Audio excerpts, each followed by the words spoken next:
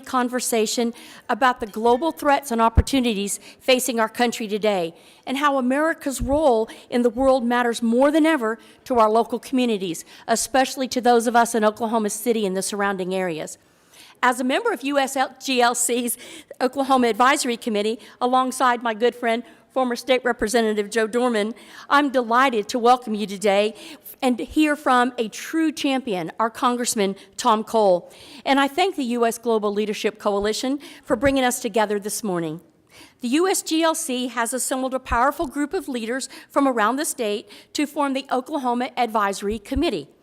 We are made up of Republicans, Democrats, independents, members of our faith community, our humanitarian and our business communities, our civic officials, and our very honorable military veterans. We've all arrived together and come to the same conclusion that America must continue as a global leader. As Congressman Cole knows, these are issues that affect Americans, and together we hope that the dynamic conversations that you'll hear today will inspire you to continue these conversations and take what we've learned today back home to our families and our communities.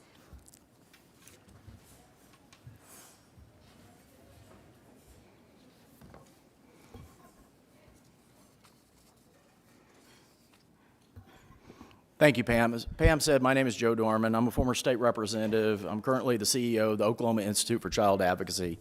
And it's a pleasure to be a part of this organization. As one of the newer members of this organization, looking at this crowd right now, I believe that everyone in this room understands how interconnected our security and our prosperity are for the rest of the world, and that America is still and will always be an indispensable nation providing leadership. There is no shortage of global threats, and with Russia's invasion of Ukraine, food security crises, and famine in some of the most unstable parts of the world, a historic number of displaced people, competition with China, and a global economic recovery from an ongoing pandemic that has led to mass disruption of global supply chains. These are just to name a few of the issues that we're facing. At such a critical time when America's role in the world is being debated, not only in Washington, D.C., but at coffee shops and dinner tables all around the country, including here in Oklahoma. Just the stakes have never truly been higher for America's global leadership. But we're here today because we know that pulling back, especially now, is simply not in our nation's best interest. It is important to remember that no matter our background, the belief in America's global leadership is something we each have in common, and that the diverse group of men and women from across Oklahoma who have come here today for this conversation is vital to continue. I am especially thankful for my friend, Congressman Tom Cole. I enjoyed serving 12 years side by side with him in the area that we both represented, myself at the state and him at the federal level, jointly on different projects that served the best interest of the people in our districts. It is good to see him here today and have this conversation. I'm looking forward to the very lively conversation we will have from the different speakers. Now, to tell you a little bit more about the USGLC's work here in Oklahoma City and around the country, I'd like to welcome Alex Grant, USGLC's National Outreach Director.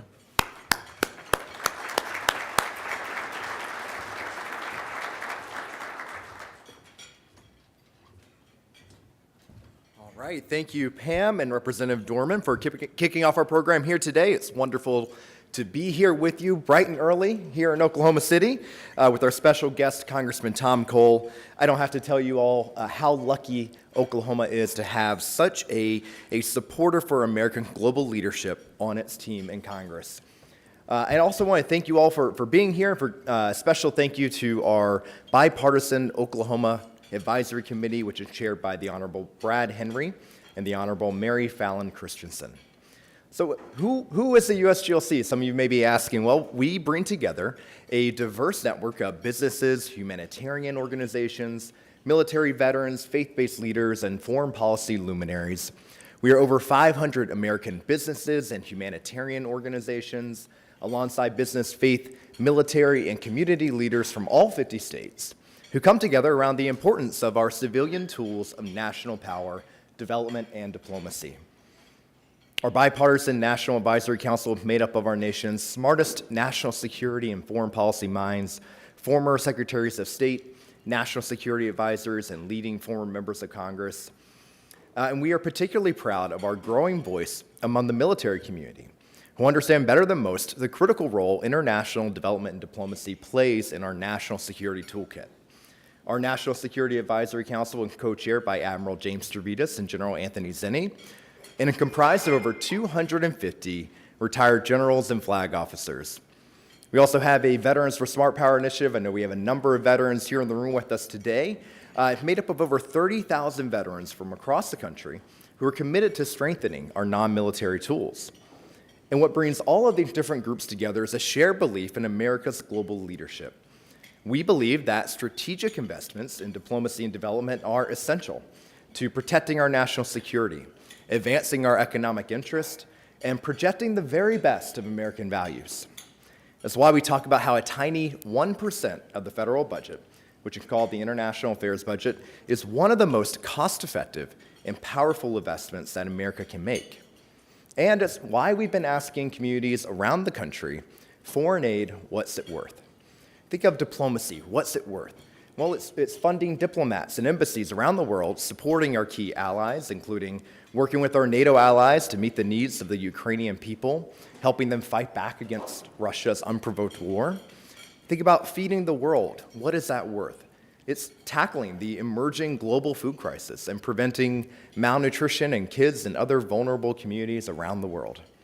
So now I'd like to welcome two members of USGLC Coalition to the podium to tell you why they're here today and what it's worth to them.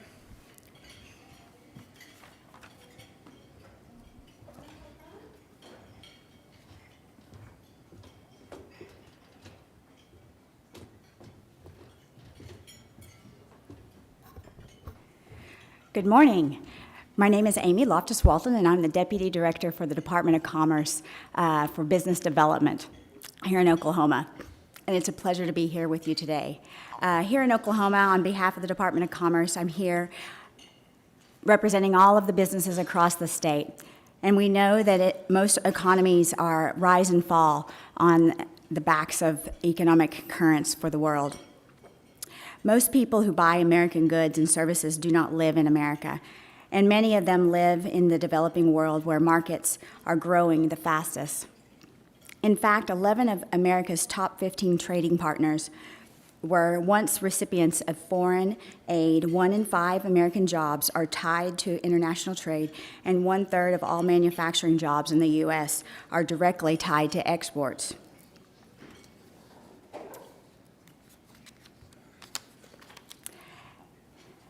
As an experienced business professional, I can tell you that the private sector alone cannot keep us competitive in the growing global marketplace. This is why we rely on critical strategic investments in diplomacy and in development to help fight corruption, promote rule of law, and open new markets for our goods and services, which is key to our economic prosperity here at home. Now, I'd like to turn it over to Mohammed Cesar, Executive Director of the Dialogue Institute, to share a little bit more about USGLC's broad coalition.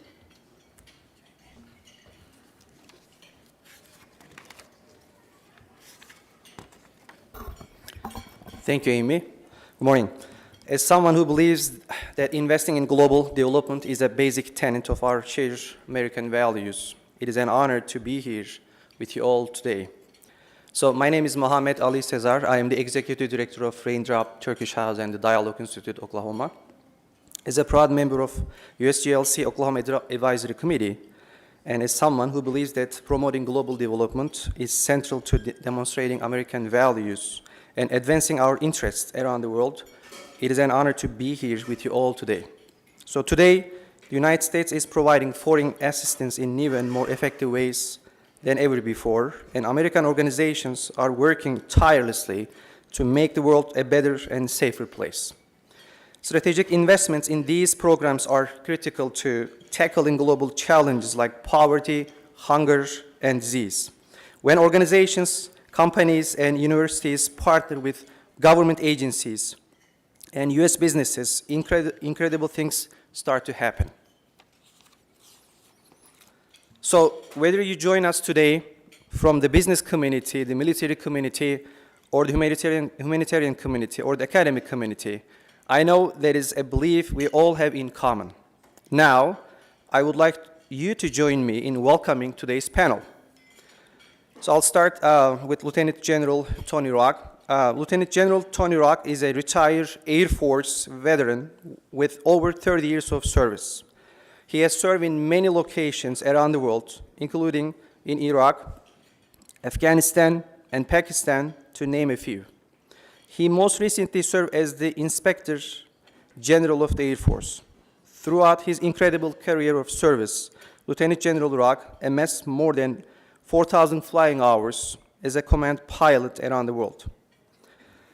So Matt Hangen is the president and CEO of R-OK-04, an international nonprofit using faith, innovation, and empowerment to reimagine a world free from the water crisis. R-OK-04 equips missional entrepreneurs in developing nations to create lasting economic, physical, and spiritual change through market-based safe water solutions. Since 2008, R-OK-04 has impacted the lives of over 1 million people in more than 30 countries through the power of safe and living water. We will also welcome back USGLC Alex Grant to the stage to moderate the discussion. So it is now my pleasure to introduce Congressman Tom Cole, a dedicated public servant who represents Oklahoma's 4th District. Congressman Cole served as the chairman of Rules Committee and vice chairman of the Appropriations Committee, where he chairs the subcommittee on transportation, housing, and urban development. Identified by Time magazine as one of the sharpest minds in the House, Congressman Cole is a trusted voice in Congress, a tireless advocate for Oklahoma's role in strengthening our nation's national security and protecting America's economic stability. In his long career in public service, first in the state Senate and then as Oklahoma's Secretary of State, and now in Congress, he knows firsthand why we must invest in all our tools of national power, development and diplomacy, and defense to keep America safe, secure, and prosperous. Congressman Cole, we're grateful to you for joining us today, and we look forward to hearing your thoughts on how we can strengthen Americans' global leadership. Let's give a round of applause for Congressman Cole and invite him to the stage to give his remarks.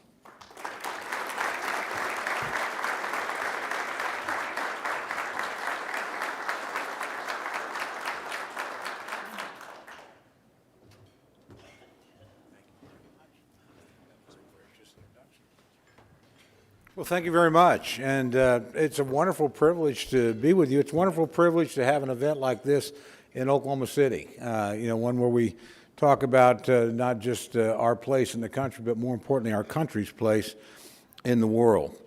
And I happen to think we are living through an extraordinarily consequential time. We are living in a period where, frankly, we're seeing both conflict and potential conflict on an almost unimaginable scale. A scale that, honestly, as an old British historian, I would tell you reminds me a lot of the 1930s. We have a great European power, obviously Germany in the 1930s, Russia today, trying to relitigate by force the borders of Europe. And we were seeing casualties in that war on an almost unimaginable scale. I remember talking recently to the German ambassador, because quite frankly I'd called the German embassy to thank the Germans for stepping up in the way that they have, very unusual way, shipping weapons into a war zone, something they have not done since 1945, voluntarily suspending gas imports or potential gas imports through Nord Stream 2, playing a major role in the European response to Russian aggression in the Ukraine. And the ambassador said, let me just be honest with you. Given the history of our own country, we think we have a special responsibility here. And we were seeing something I thought I would never see in my lifetime, war on the scale of 1945 in Europe. So it's a pretty major undertaking. Simultaneously, we have another great power that wants to relitigate the sort of post-World War II era in the Pacific, and it's following very closely what's happening in Ukraine. Of course, it would have been in the 1930s Japan, but it's China today. I just returned from a trip with some of my fellow members, both Democrat and Republican defense appropriators, to Japan and Okinawa, which of course part of Japan, then on to Taiwan, then to South Korea. And I've been to Japan a lot over the course of my career, just by happenstance, really even beginning before I was in Congress. I have a strong interest in the country. They obviously have been a great American ally for a lot of years. But most of the time when I go to Japan, and you're coming from Oklahoma, the discussions about beef imports or tariffs or potential Japanese investments in the United States or energy, very much economic. This time, every discussion was geopolitical and military, because we happened to be arriving at a time when the Japanese have made a decision to double their defense spending in a 5-year period. Now, when you move from 1% to 2% of GDP in the third largest economy in the world, and one that's historically pacifist, that's a big deal. And when they're buying Tomahawk missiles, not just defensive capability, that's a huge change from the mindset in Japan only a few years ago.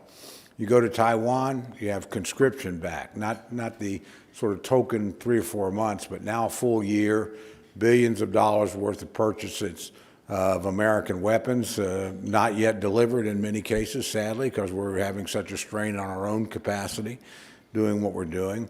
And, obviously they're extremely concerned about their own future. You go to South Korea, it's obviously a country that's always wary. I mean, they live right next door to an immediate threat. But when you see the South Korean president, who was not there because he was in Japan, he was going to Japan, you know much about the history of the region. That's pretty remarkable in and of itself, given the historic friction between those two countries. But again, the common concern about China bringing together folks that sometimes have difficult relationships, understanding that they have bigger issues.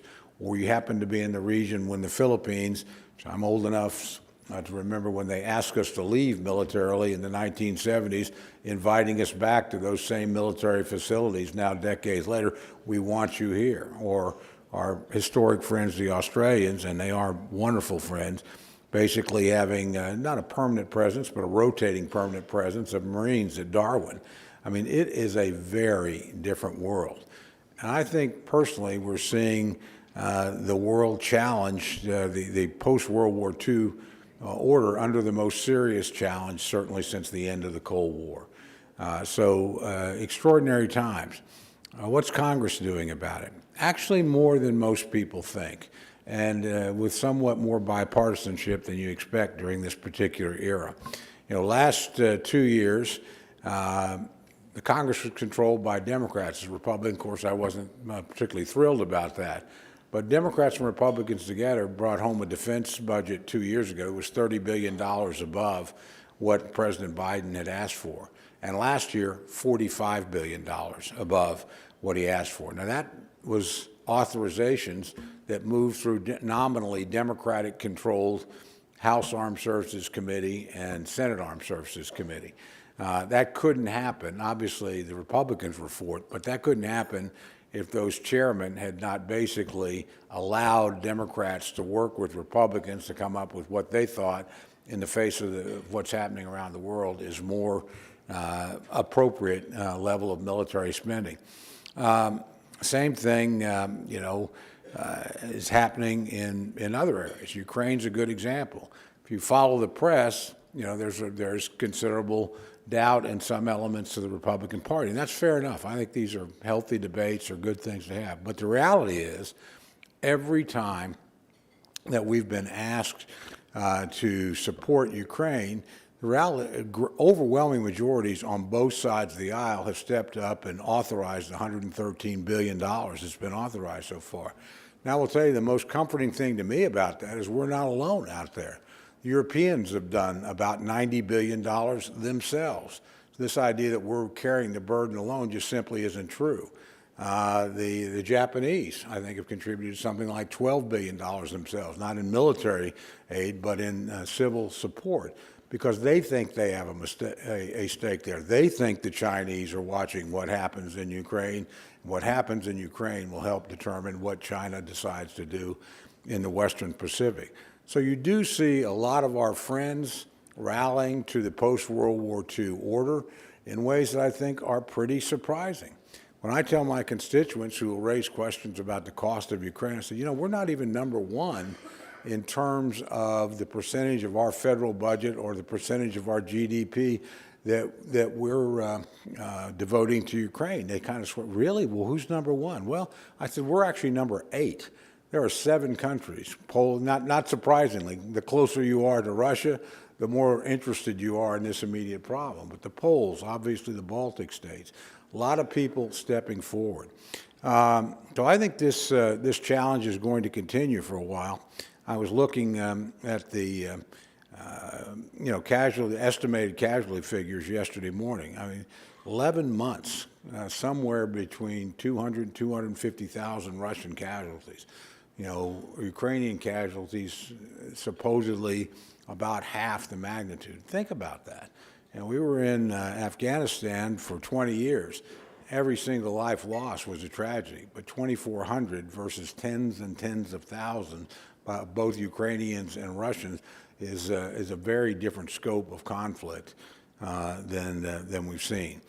So again, I think the stakes are extraordinarily high, and the response in the West and with our friends in the Western Pacific has been much more uniform than one might have predicted going into this, and much more bipartisan than one might have predicted.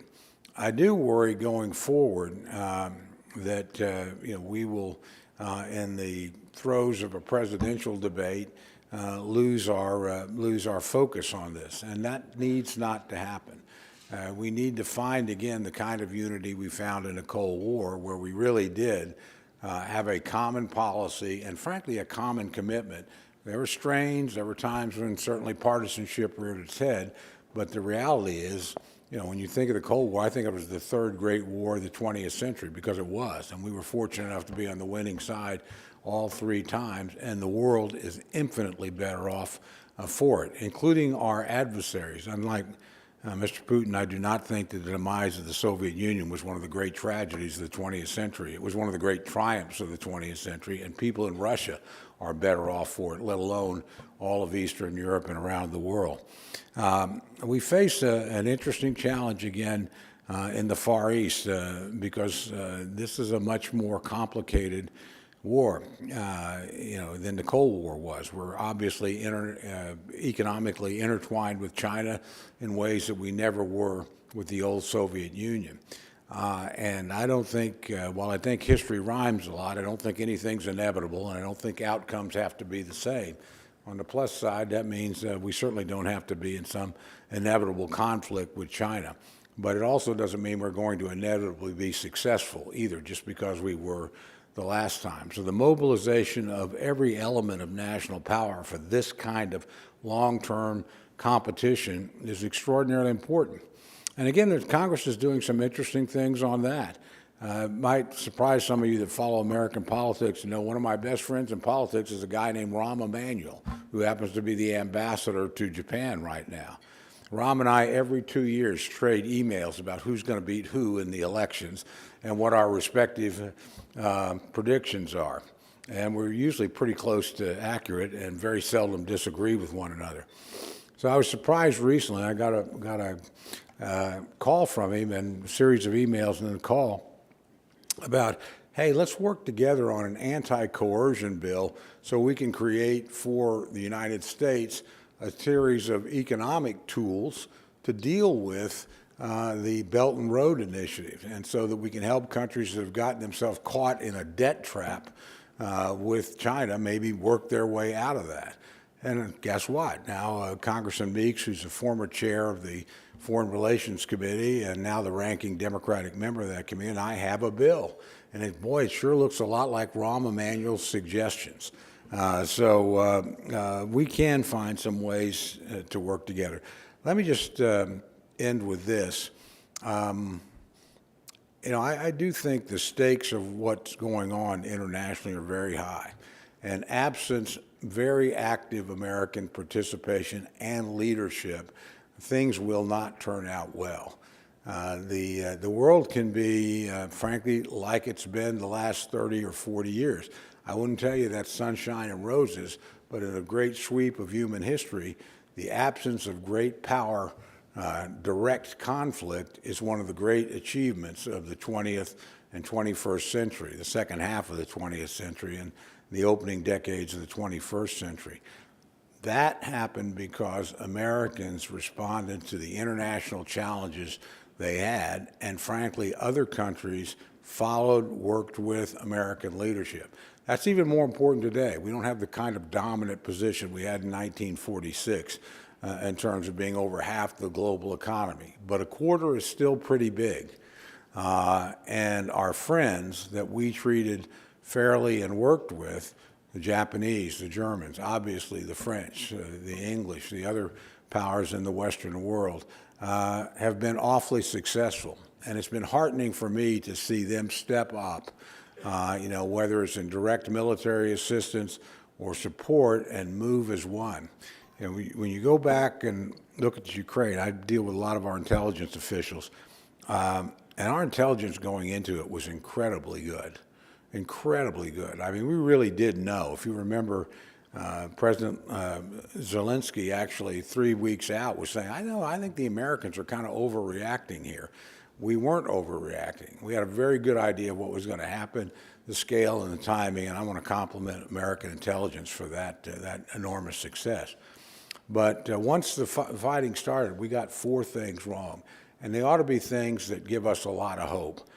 The first thing we got wrong was, and by the way, Putin got the same 4 things wrong, was the tenacity of the resistance of the Ukrainian people. Nobody I know in our intelligence community thought this would still be going on at this kind of scale a year into it. And that's simply a very brave people deciding that they were going to control their own fate, and they were going to associate themselves with the values of the West, and they were not going to be subservient. And what the Ukrainian people, as a people, have done is nothing short of magnificent and heroic in every sense of the word. Second, was everybody underestimated Zelensky. You know, I know everybody in this room probably would know the context, but I call him the Ronald Reagan of Ukraine, because he was supposed to be a sort of second-rate comedian. And even, of course, had a show where a comedian would become president of Ukraine. I mean, it was a great hit. I remember I didn't have the chance to meet him. I was on a congressional trip and we were supposed to meet him. Our plane broke down, so we had a conversation by telephone, a group of us, not just me, obviously. And he seemed like a perfectly nice guy. I had no earthly idea I was talking to the Churchill of the 21st century.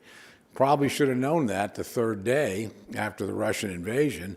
When we were in that first week, we quite appropriately offer him a way out. We'll take you and your family, your top leaders. We know you're targeted for assassination. You're in a dangerous situation. What's the reply?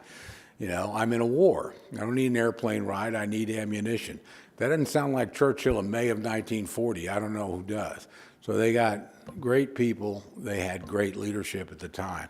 Third thing we got wrong, and Putin got wrong, was the capability of the Russian military. And I don't say that with any disrespect for the Russian military. That's a great nuclear power, and this is a country that is taking enormous casualties and still sustaining an effort in the field. So I don't underestimate them, but they're not nearly as good at combined arms as we thought they were at coordinating air power and armor and artillery and infantry and getting the job done. And of course, they made the classic mistake of also underestimating the adversary they faced in the field. And the final thing we got wrong, and I was so pleased to get wrong, was the European response. I don't think the Russians expected the European response to be what it is. I'm not sure we expected it to be what it is. But you have to give those countries, and you're never surprised when the Brits are with you, you know, but you are a little surprised when every other country in the region, and particularly, I remember being been about 3 or 4 years being in Lithuania And, you know, that is a country that literally could be overrun in 3 or 4 days, probably, if Russia decided to do it. Their willingness to send arms, you know, right under the nose of the Russian bear and make their position abundantly clear is to be commended. So long term, we have what we need to be successful. We remain the greatest power in the country, or excuse me, on the globe. We retain an amazing military, but probably more importantly, we have friends and we have a common set of values, and people understand the stakes, what the world will be like if the people that want to upset the post-World War II settlement by force of arms, Russia, China, Iran, North Korea, or what it'll be like if free countries with disputes and different interests to be sure, but common set of values, you know, face or shape the future of mankind. I'm putting my money on the United States. I'm putting my money on the values that our country and frankly our friends and allies around the world represent and believe in every bit as much as me. Thank you for being here and supporting that effort and helping make sure that public opinion in the United States remains committed to international engagement. Because the times that in our history when we've not been engaged internationally have been the times of maximum danger for us and frankly for terrible things overseas. So thank you, good luck, God bless. Great to be with you here.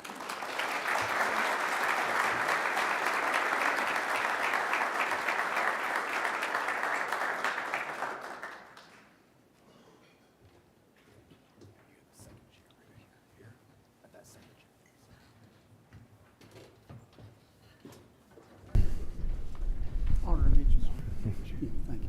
See, you were classmates with General Ginter? So we were roommates in Saudi Arabia in the first squadron to deploy after the invasion of Kuwait. Sorry, this is supposed to be secret, but I have a We mic on. We'll just have a private conversation now. Well, thank you so much, Congressman Cole, and really want to kick off our conversation building on what you just laid out here, because today comes at a really unique and perilous moment on the world stage. There's no question that the world we live in today is more complex, more interconnected, more challenging than any other recent time in history. And America is not facing a shortage of threats. We have the largest war in Europe since World War II. We have instability caused by political unrest, as we're seeing in Sudan. We have global economic uncertainty, with the IMF expecting global economic growth to dip below 3% this year. And we have strategic competition with China, which over the last decade of available data has increased its investments in both development aid and development finance by more than 430%. These are interconnected, and they all threaten America's national security. And what happens overseas matters to Americans here at home. So Congressman Cole, the threat set and crises that are just listed are resulting in a record number of people needing humanitarian assistance. It's 1 in 24 worldwide. And at the same time, global poverty has risen for the first time in decades, and authoritarianism is on the rise, threatening our national security by increasing the risk of instability, conflict, and violence that can reach our shores. Really light topic for breakfast conversation here today, right? And that's why our military leaders, including those you represent at Tinker Air Force Base and Fort Still Army Post, are the first to understand the need for investments in development and diplomacy, because they tackle the drivers of conflict at the source, and they keep our service members out of harm's way. So, given your experience on the Appropriation Committee, why are Americans' civilian international affairs programs smart investments that advance our national security goals and keep the service members that you represent out of harm's way? You know, I remember when I first got to Congress, and like every other, you're confronted with the federal budget, and I knew, given the nature of my district, my dad was career Air Force, my brother served as well, felt very strongly about defense. So I'm looking over some of these requests, and there's the Institute of Peace, in the defense. I said, what in the world is that? And I did not know. I've since become a big advocate for this, but I happened to call up a friend that I had in the Pentagon. He said, you need to fund that. He said, believe me, Congressman, he said, the first time they see us, I don't want it to be with a combat brigade. I want us to have engaged internationally. These tools that we have for conflict resolution or for helping people when they're in trouble. He said, probably the greatest thing we did in Africa to secure America's position for a generation was PEPFAR, the support of the effort against AIDS. So these kind of investments, believe me, war is a very expensive way to deal with things. The modest investments up front, number one, maybe can prevent it from happening in the first place, and at the minimum can make sure that if you have to show up in an aggressive way, you certainly have friends because you've been there in productive ways before to try and be helpful. So I just think they make so much sense and are so cost-saving to the American military and to the American taxpayer. And General Rocket, as you know, Congress recently heard testimony from America's leading military voices. And for example, General Langley of AFRICOM told Congress that we need a 3D approach, which is a toolkit of diplomacy, development, and defense. And that's to advance America's interests abroad. And you previously led a team of Department of Defense professionals in Pakistan where you worked closely with the U.S. ambassador to strengthen our bilateral relationship and advance U.S. interest in the region. And it really underscored just how important the collaboration between our State Department and the Department of Defense is to ensure our engagement in the world is well-rounded and robust. Now, drawing on your service, why are America's diplomats and civilian international affairs agencies a critical partner for our military to help keep Americans safe abroad? Yeah, it's a great question, and a lot of Americans will only peel back the first layer of the onion and say, why should we care? And I want to go back to what Congressman Cole brought up. We have an opportunity to use what's going on in Ukraine to promote a broader and deeper discussion about where we want to be as a nation leading in a global environment. So before I answer the specific question, I want to give you a tidbit. And many of you probably already know this. You can Google it. I'm not the only one who's the aha light has come on. The invasion of Poland, September 1939, 6 weeks. Less than a year later, July of 1940, the Battle of Britain. Let me say that again. September 1939, July of 1940. So if you think our European partners don't have their relatively recent history in mind, with what, when people say what could possibly go wrong, well, let me just give you one example. So when folks say, why should we be involved in Ukraine? So that's kind of the why part of the who, what, where, when, why, how. My dad taught me to break it down because I'm a simple man. So to your point, I'll talk about kind of the who, right? So when you work in an embassy, you're not working as an individual or even as an individual representative of your organization. You're working as part of a country team. I was blessed to have two great foreign policy gunslingers. They were not political appointee ambassadors. They were the long-serving folks who had been in the most difficult places in the world, and that was Ambassador Olson and Ambassador Hale. Two very well-known diplomats and only given the toughest of jobs. They both understood that in Pakistan, you had to have a country team that was unified, as in all nations with a country team, but especially in a place like Pakistan, a very difficult but critical partner. And the only thing worse than a hard relationship with Pakistan is no relationship with Pakistan. So I worked representing the defense part of things, but in Pakistan, it was unique in that the policy decisions that nation takes on and executes is largely driven by the Pakistani military. It historically has been. Hopefully, as they become more democratic, that will change. But that meant that the ambassador and the country team, the representatives from Department of State, the representatives from Department of Treasury, Justice, USAID, any number of agencies, if they wanted to get things done with the Pakistani policy folks, you had to also have a very robust military relationship. So if the ambassador needed to try to influence Pakistani policy, he would come to me and say, I need to see the chief of staff of the Pakistani army. A little bit weird because that's diplomat to defense, but that was the tool we had to use. So working as a team, and what I sometimes call the coalition of the uncomfortable, when you're dealing with all the agency representatives, you had to work together. And Pakistan was a huge learning experience for me to understand the importance and the power of all those agency reps, those organizational reps coming together to to really push forward American policy, to exert not control, but influence on your partner host nation.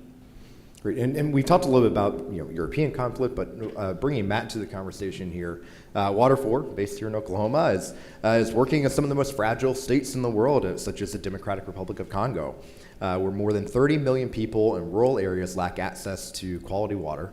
More than 70% of the population lacks adequate access to sanitation services.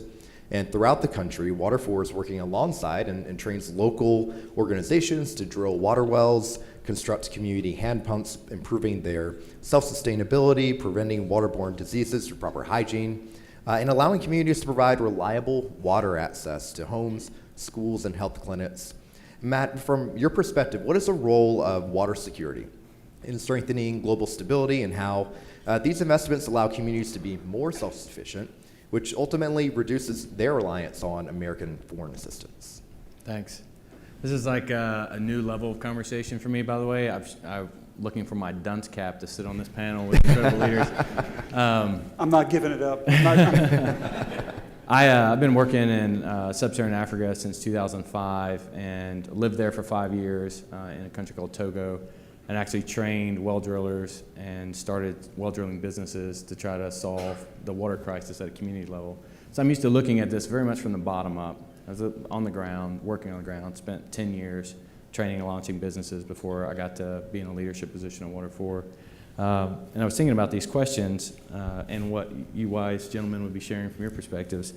And I think for us, when we think about how solving the water problem relates to national security, I think the water crisis is like the most pressing problem that people face on a day-to-day level inside communities.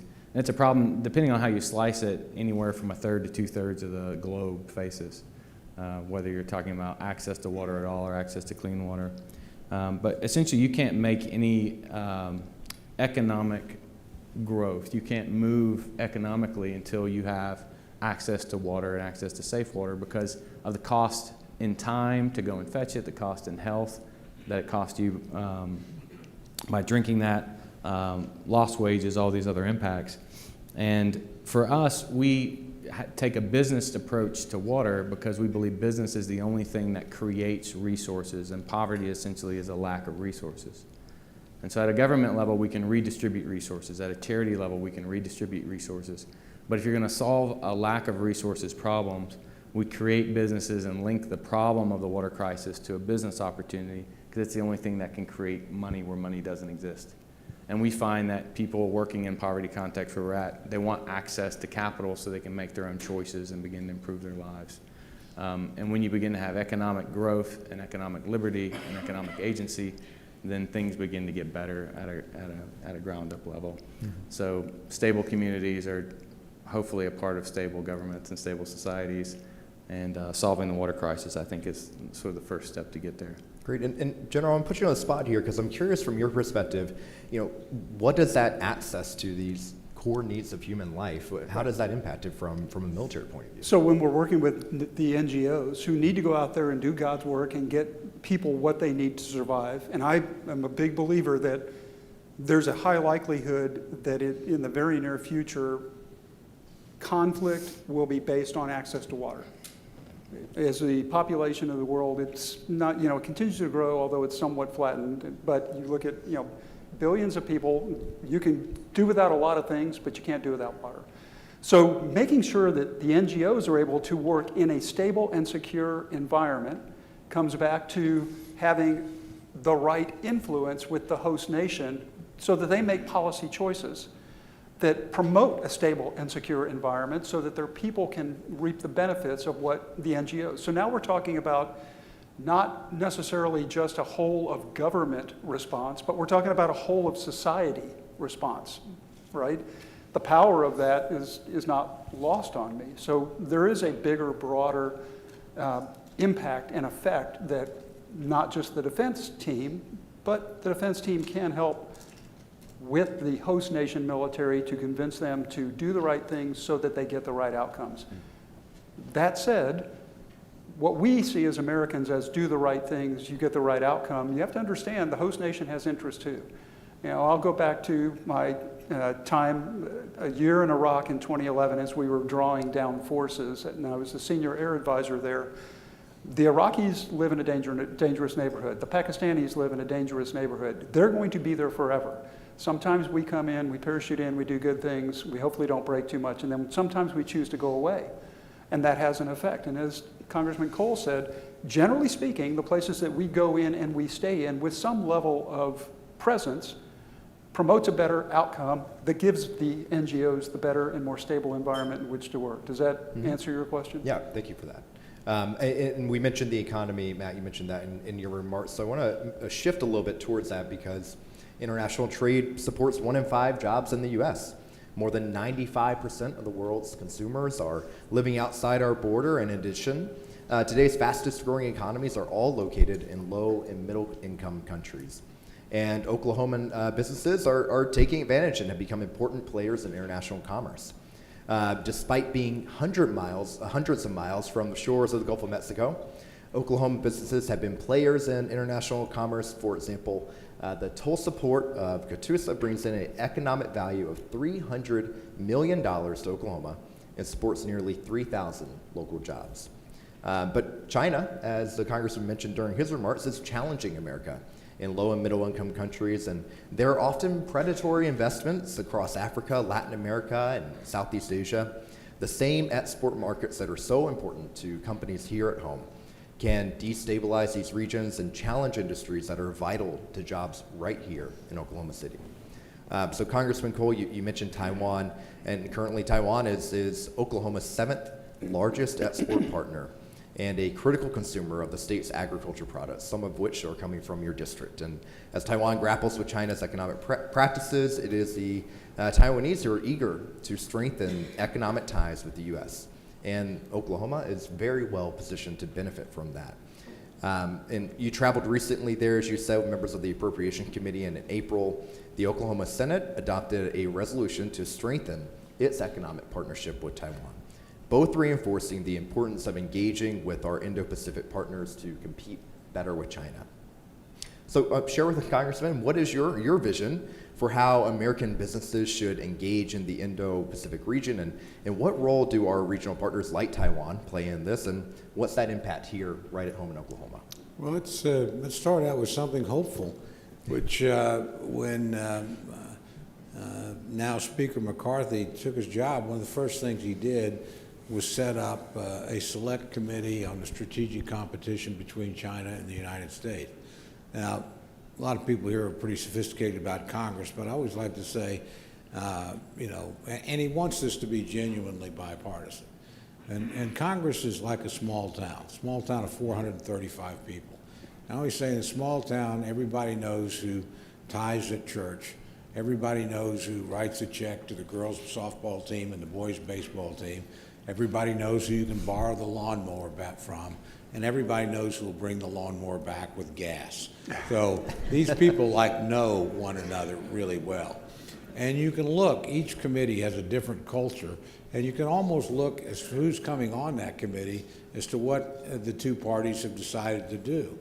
And I've been extraordinarily pleased with the quality of the members on that committee on both sides of the aisle, and the way in which they want to look at things, not just obviously the military dangers, but what do we do on supply chains? What do we do to keep a robust relationship but make sure we're not vulnerable in terms of pharmaceuticals? What do we do in terms of computer chips? Important in Taiwan, important here, important there. So we're actually, I think, having a dialogue beginning in Congress that's very, very good. In terms of, Oklahoma's involved in the region, you're exactly right. We have trade, but, we also have direct interest because we have men and women in uniform in this state that if something happens aren't going to be in this state very long. They're going to be deployed into theater. These are our friends, they're our neighbors. I don't know anybody more proud of hosting the American military than Oklahomans are.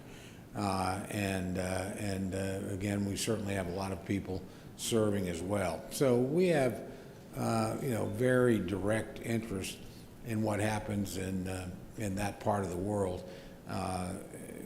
Where Taiwan's concerned, I will tell you, having been there, it's pretty interesting to watch how resolute they are in terms of the pressure they're getting. But they do wonder whether or not they're going to have the support. I mean, we have no legal obligation if something untoward were to happen with China.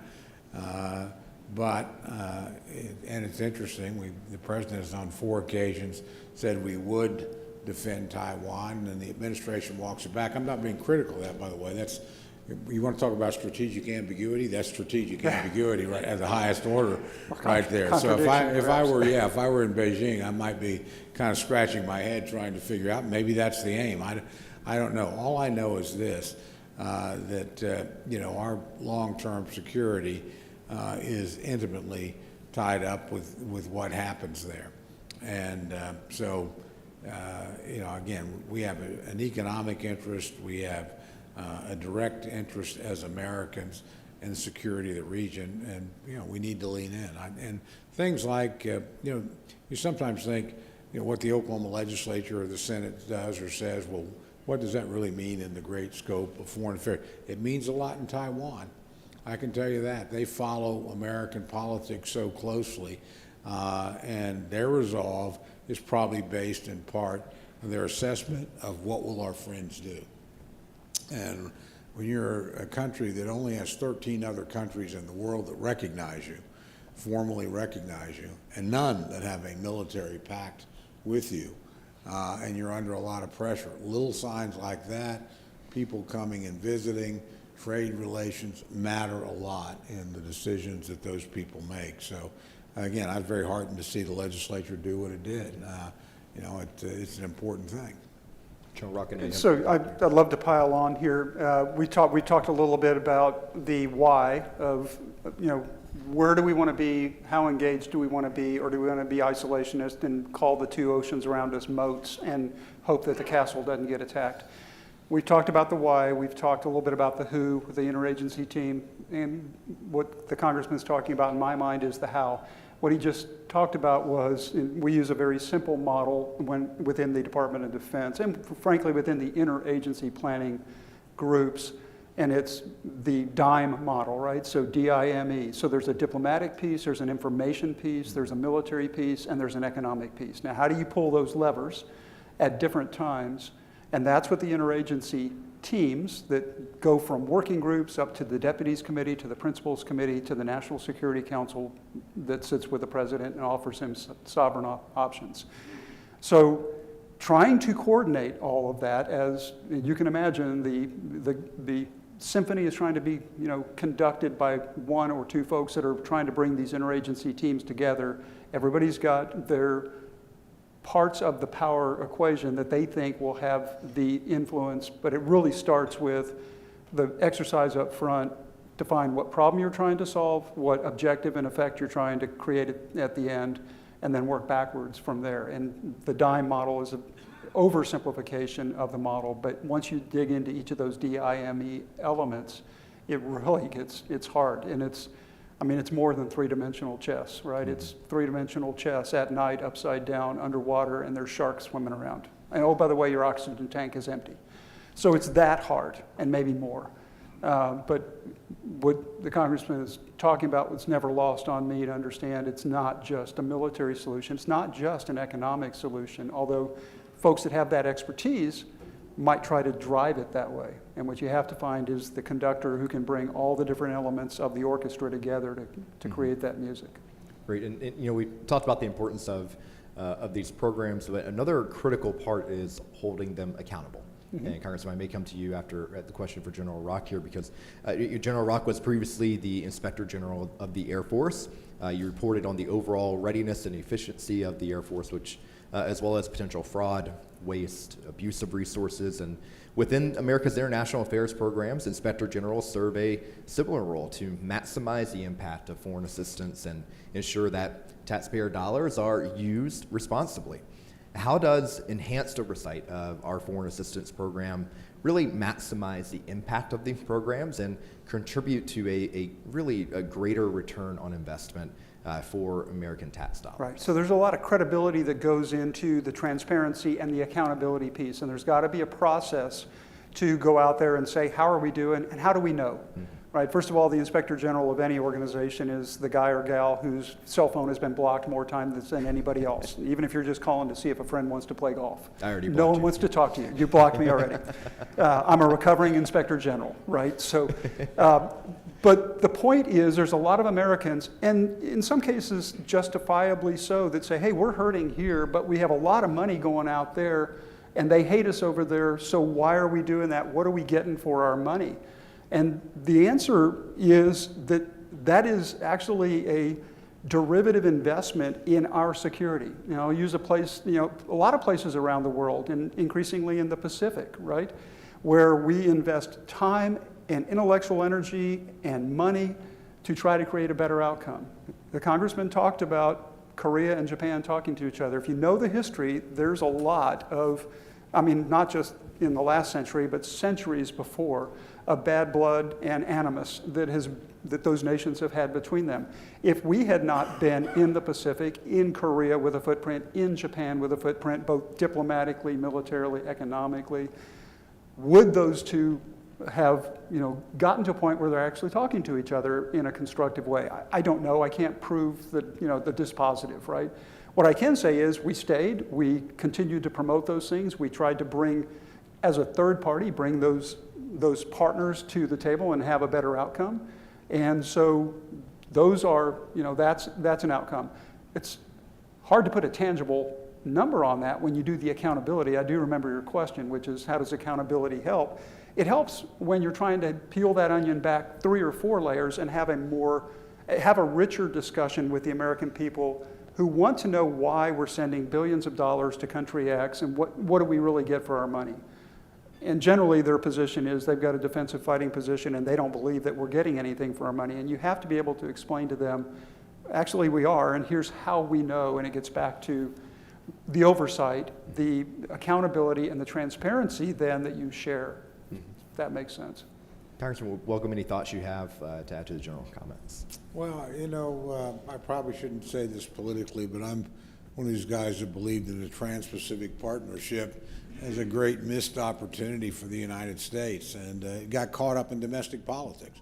Quite frankly, it was in the Clinton-Trump 2016 campaign, because there was going to be an effort to try and move it maybe after the election.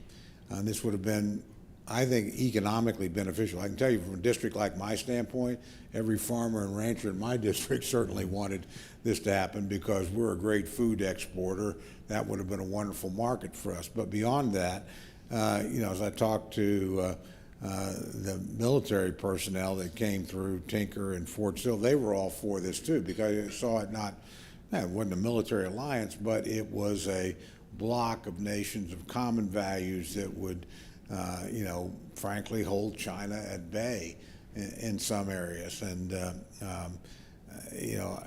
so we sometimes let domestic politics get in the way of smart political decisions.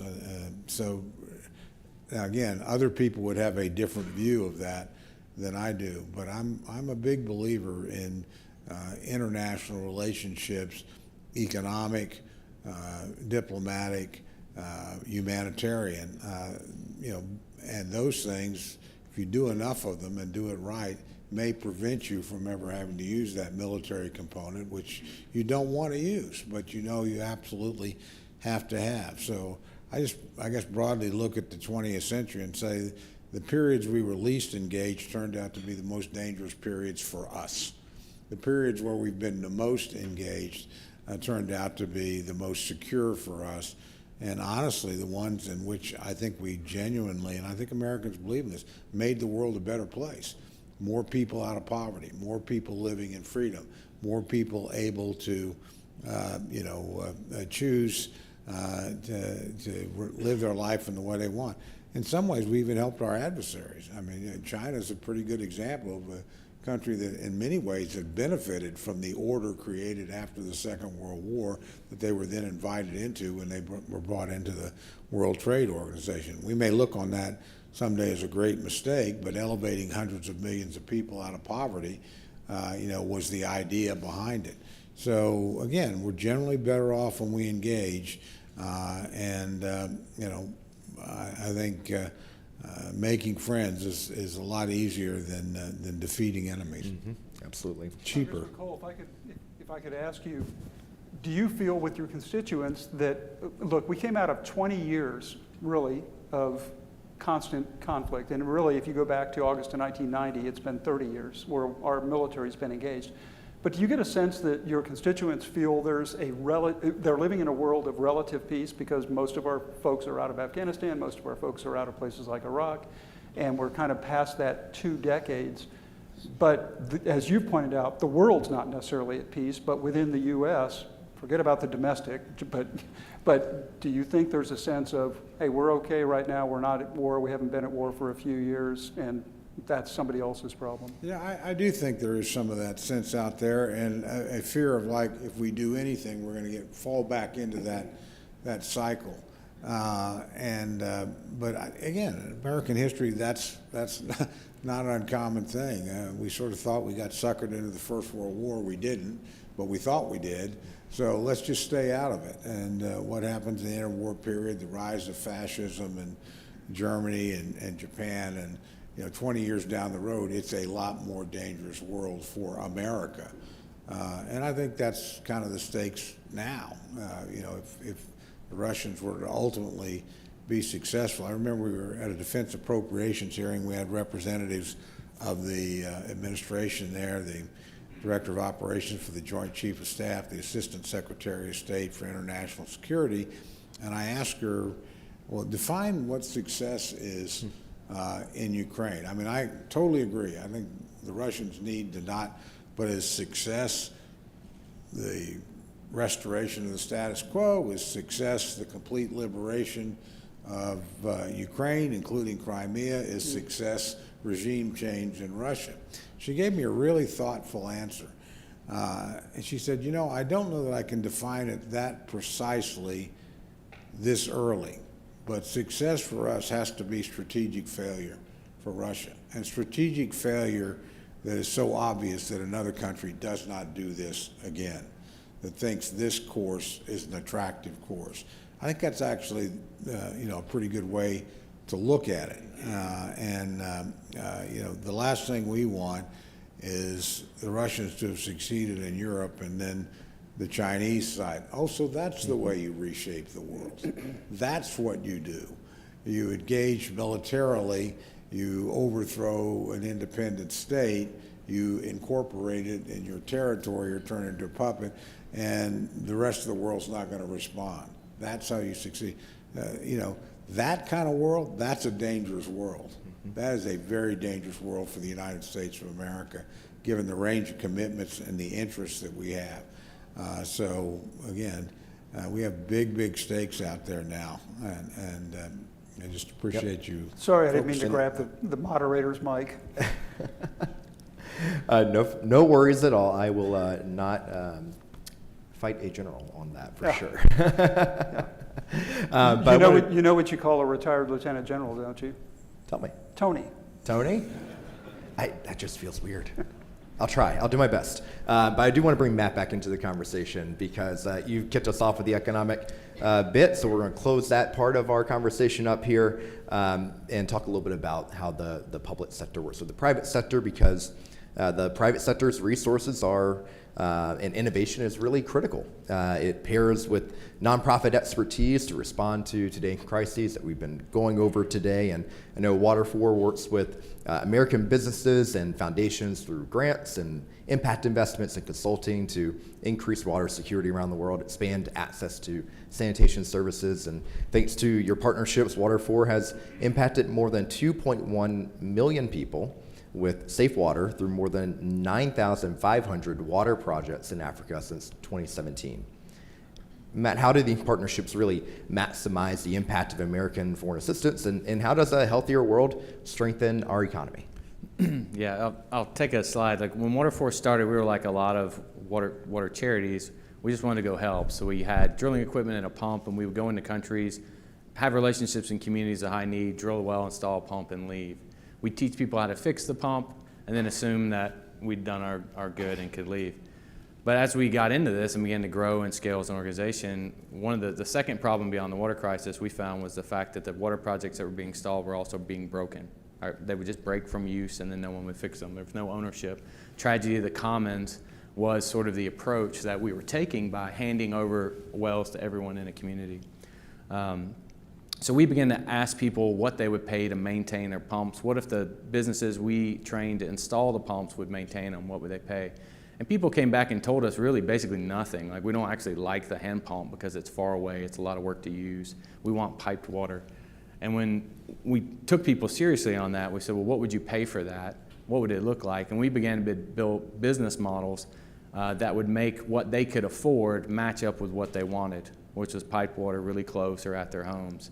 People can pay for and can't afford about a penny a gallon. And instead of saying, no, that's crazy, it's rural Africa, people live in villages, you can't have clean, treated piped water at your house, we said, well, actually, we just need an economy of scale. We need to look at 100,000 people at a time instead of 100 people at a time. And we began to build this district-wide strategy, which then involved national-level players in the countries where we work. Things like public-private partnerships and contracts with municipal governments and leaders. All of that innovation that's required to solve a big problem like that actually can unlock around $90 billion in sub-Saharan Africa alone, just related to the cost of water that people face, inside an affordability metric of about 3 to 5% per household, which even the WHO says is affordable and fair and equitable.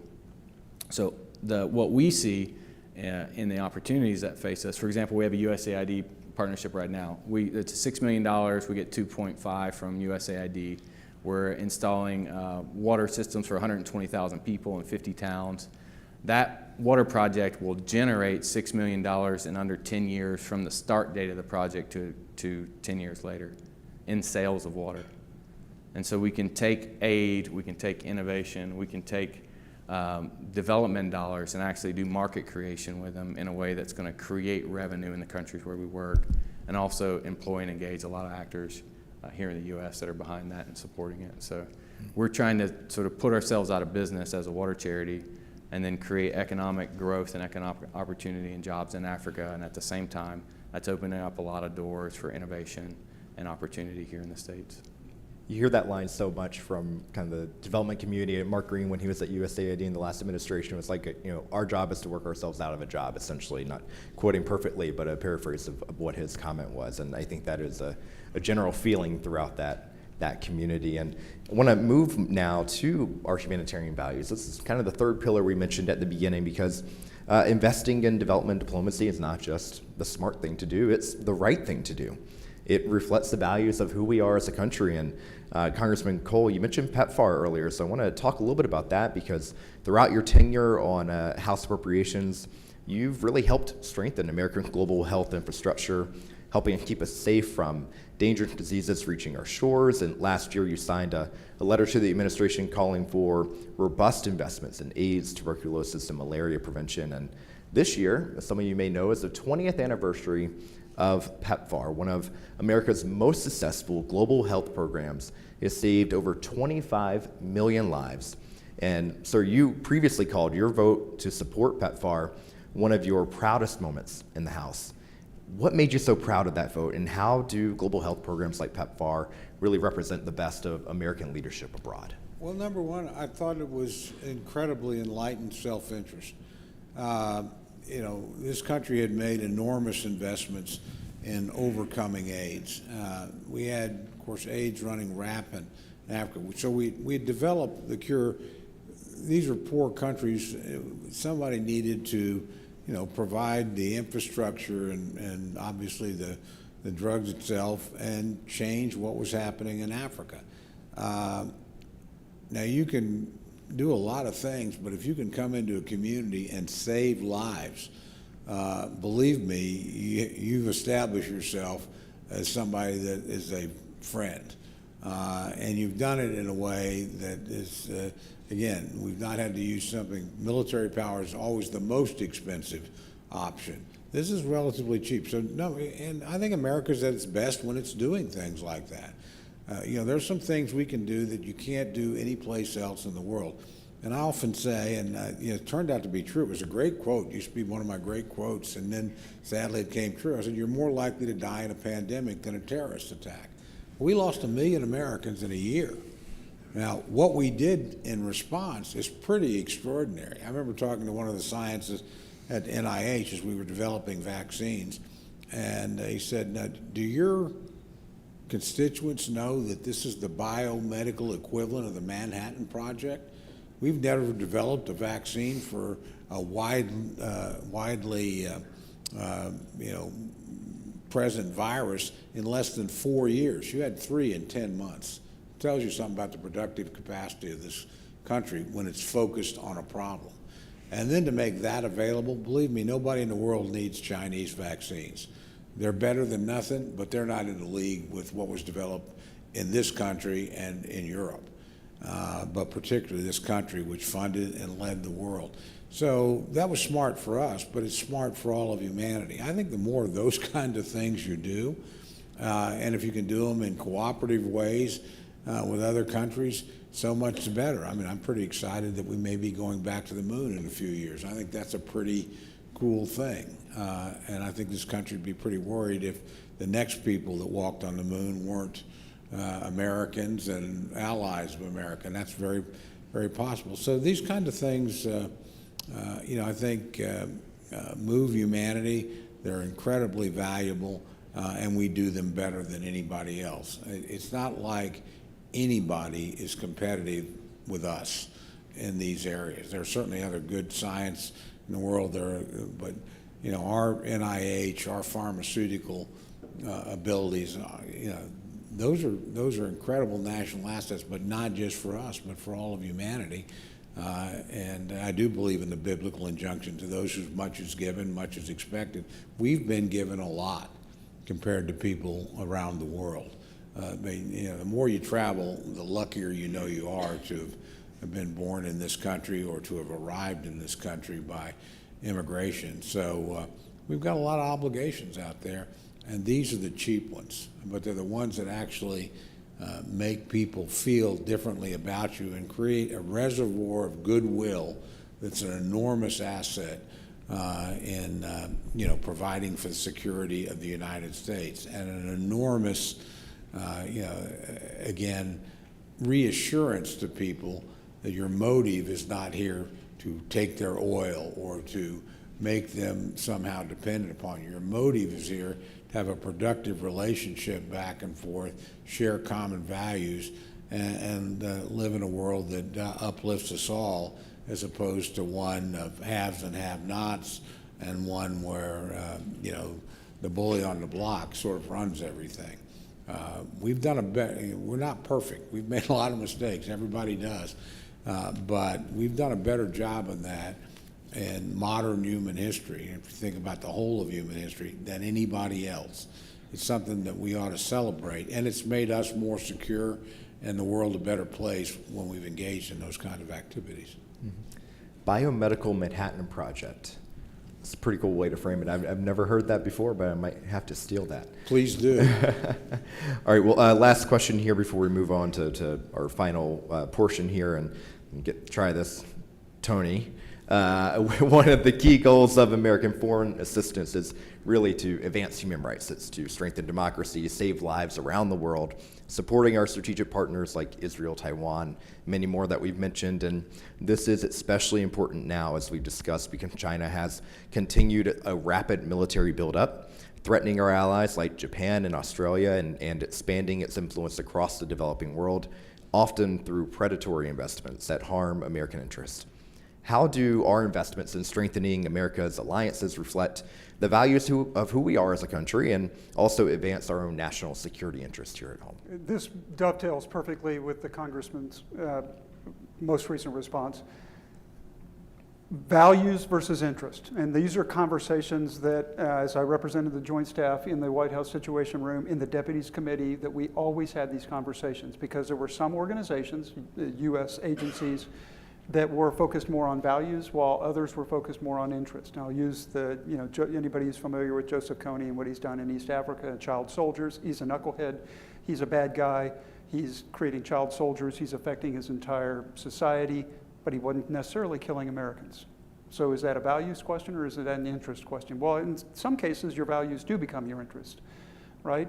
Doing the right thing, we shouldn't think about it in a binary way. We should understand that doing the right thing and in these humanitarian and values-based efforts has a collateral benefit across, again, the symphony that I said an ambassador is trying to coordinate all of the things with the country team and create a better policy outcome for the United States of America by having a strong partner as a host nation, influencing, perhaps not controlling, but influencing their policy decisions. So the collateral benefit of doing these things that are on the surface values-based does have a collateral benefit to our interest, right? And so it's not partitioned, it's not binary. It actually does horizontally cross-cut across all the things the different agencies are trying to achieve as they come together then and achieve as an orchestra. Look, this is really hard stuff, and it's like Phi Beta Kappa hard, right? And that's why it's great that we've got the great people serving in government, NGO positions, diplomatic positions, because this is advanced math, and it's, I'm a history major, so math is hard. So it's exciting when I go back and think about it. I'm excited that now somebody else has the problem to try to fix, right? Because, in my last few years, we were struggling with, oh my God, look what's going on in Syria. This is terrible, we must stop it. Talk about a place where our values and our interests perhaps meet, because the instability has the potential to then be exported as terrorism. But whether it's women's rights, whether it's access to education, whether it's clean water, whether it's general access to health care, those things that appear to be values-based can often have direct impact on our interests, right? So not just in the case of Syria, thousands literally of people being killed by their own leader. Yeah, that offends our values, but it also creates a really, really unstable environment that, look, we don't want to fight a home game. We did that on the 11th September 2001. It didn't work out so well for us. We want to stop it in the forward position so it doesn't follow us home. Sometimes that means working really hard on the values piece in a mutually supportive way so that our interests are met as well. Hope that helps. Yeah, absolutely. And to really close us out here today, our final question is for all of you. Because over the past 2 years, UN Global Leadership Coalition has been making the case across the country for why U.S. leadership matters here at home and around the world. And we've discussed a number of issues that we're facing throughout different sectors of our economy, our national security, our humanitarian issues, and it's all a reminder that what happens globally matters locally.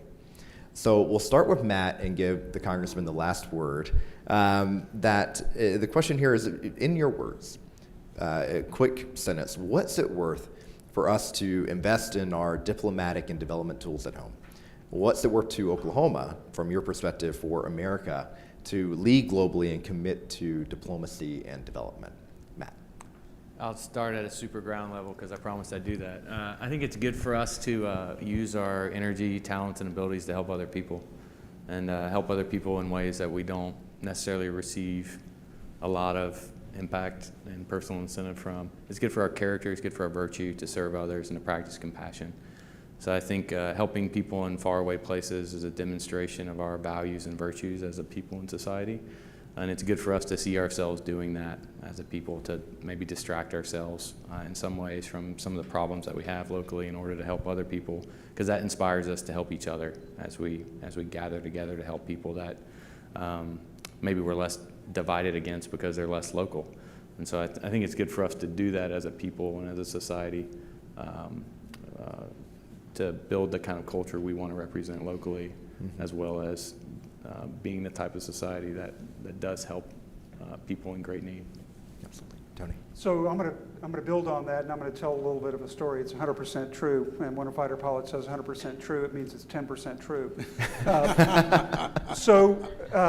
The diplomatic piece, we have to figure out as America, and this is hard because there's not just an America, right? We have over 330 million people, depending on when the census is taken. But so there's 330 million potential opinions about who do we want to be, where do we want to be, what do we want to achieve, how do we want to be seen, how secure do we want to be? And so here's where, for me, it was the aha moment. And I was a tactical level guy, right? And your Attorney General, Gettner Drummond, and I were in the same squadron flying F-15s in Langley Air Force Base, Virginia. We were the first squadron to deploy to Desert Shield a week after the invasion of Kuwait. Gettner Drummond and I were captains together. We weren't only captains together, we slept in a one-room, two-bed room. We were roommates in Desert Shield. And I can remember, as a captain, being told, okay, there's a public affairs op, Dan Rather's coming with 60 Minutes. This is in Desert Shield before the war kicked off. They want to sit down with the squadron commander and a couple of tactical level guys, and they want to interview you after lunch. Dan Rather's the nicest guy in the world when you're having lunch, but when the lights go on, game on, right? So the questions are hard. I can remember to this day what he asked me, and he said, Tony, a lot of people say that we're only here because we're interested in cheap oil and gas. Does it bother you that you may be asked to fight a war for $1 a gallon gasoline?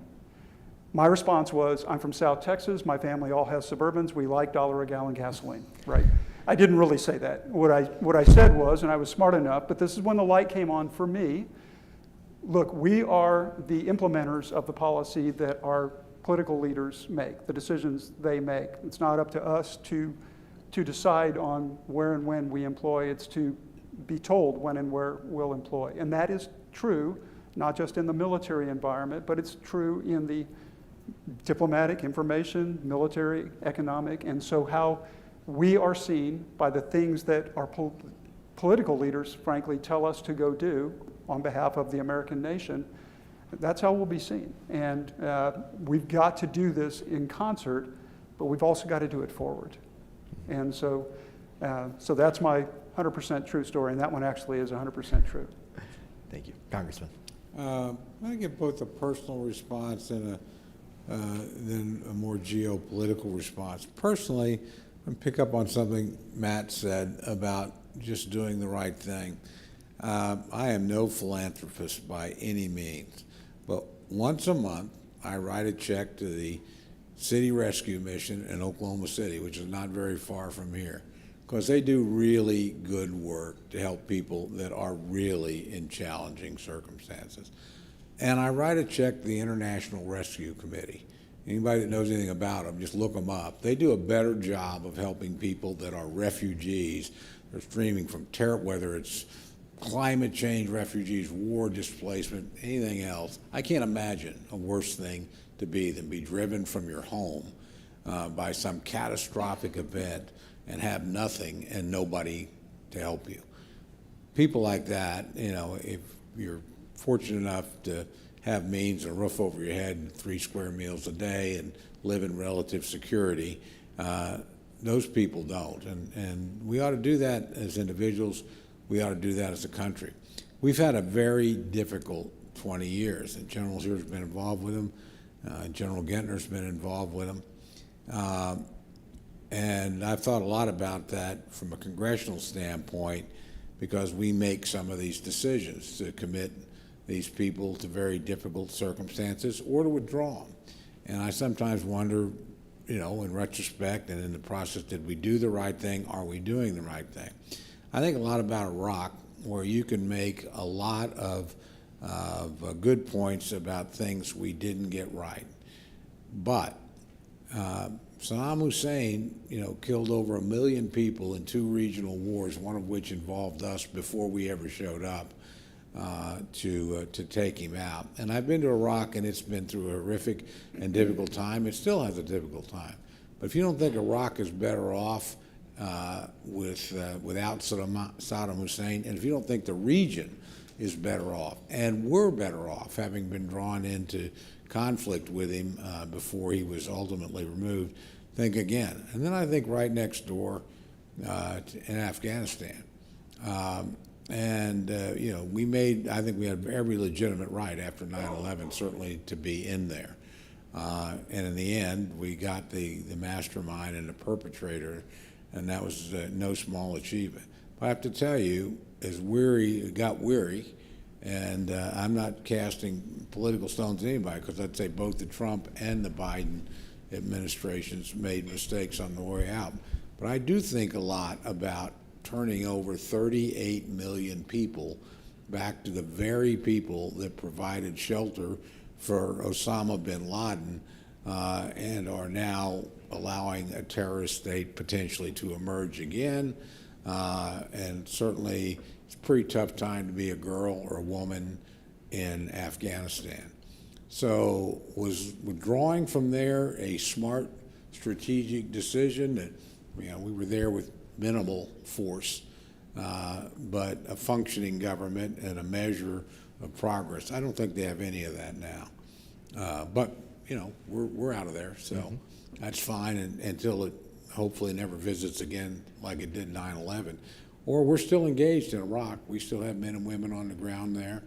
Difficult place to operate, difficult place politically. But for all the difficulties of that, for us, and certainly even more for the Iraqi people, it's a heck of a lot better place to live in than it was in 1991.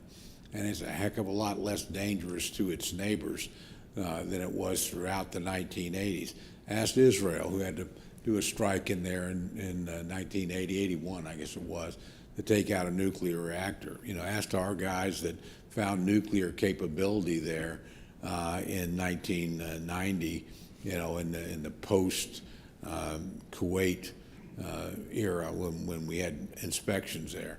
Or asked people just the savagery that they saw that Saddam had imposed in that country after we got rid of him for good. So again, those are tough questions because they call on you to make an investment as a country, and to ask people who signed up primarily to defend the United States of America, we're asking you to go someplace else because we think long term this is in our interest. You know, we're not being directly attacked, but we're doing something. So those are big questions people have to wrestle with and come to their own conclusions. But I would just end by saying I think I did the right thing when I wrote the check to the City Rescue Committee, and I wrote the check to International Rescue Committee, and I think America did the right thing when it tried to make sure that neighborhoods in an international sense were safe for the people that live there, and that we took care of threats before they reached our own shores. And we'll let history make the final judgment. Thank you, Congressman. I know you're on a very tight schedule, so I don't want your staff to be mad at me, which they might already be back there. Sorry about that. But I do want to invite Evan Nye up to the stage to close us out, and while he's coming up, a round of applause for our panel here today.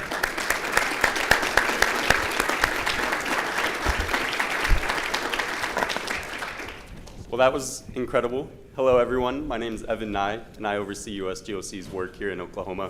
I want to start by thanking our speakers, Pam Pollard and Joseph Dorman, Mohammed, and Amy Loftus-Walton for their participation in today's program. I'd also like to thank our panelists, Matt Hangen, Lieutenant General Rock, and of course, please join me in another big round of applause for Congressman Tom Cole and his leadership.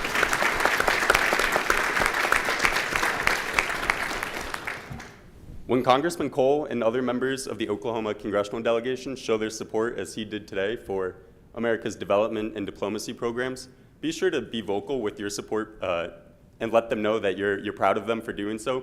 Write a note to your local member of Congress's office, call into your local newspaper, or write into your local newspaper, call into your radio station, or simply just chat about it with your family and friends. Your continued engagement on these issues to show your support for America's development and diplomacy programs is so critical, and we can't be more appreciative. On that note, please do stay on the lookout for another email from me with photos from today's event. And if you're new to the USGLC, the U.S. Global Leadership Coalition, please be sure to opt into updates from our organization. You'll hear about events here in Oklahoma and national events that we're hosting around the country. We have an upcoming event in Washington, D.C. on June 7th and 8th. It's called our Global Impact Forum. It's a really exciting event where we gather hundreds of leaders like yourself from all over the country to participate. And the first day is a summit on global diplomacy, global development programs. And then the second day, we go to Capitol Hill to meet with members of the Oklahoma delegation, their staff, to just have conversations and show our support for these programs. So I'll close by just saying thank you to all of you for joining us today and showing your support. Can't be more appreciative of your engagement here in Oklahoma and hope to see you again at